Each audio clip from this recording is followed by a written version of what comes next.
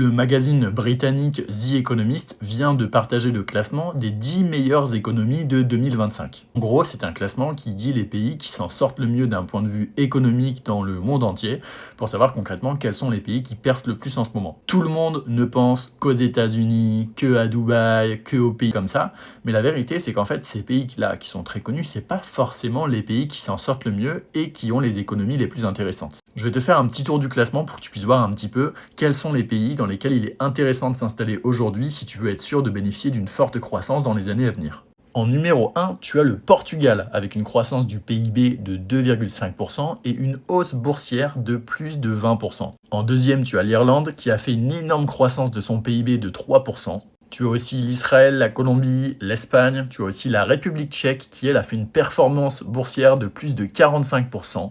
Tu as aussi la Grèce qui est en train de faire une grosse remontada en ce moment après la période de crise qu'elle a subie. Le Canada qui a pas mal d'emplois et une croissance qui est assez stable. Et personnellement, mon petit coup de cœur, c'est la Pologne qui est 10e, juste derrière la Slovénie, et qui a une énorme croissance du PIB de 3,8%.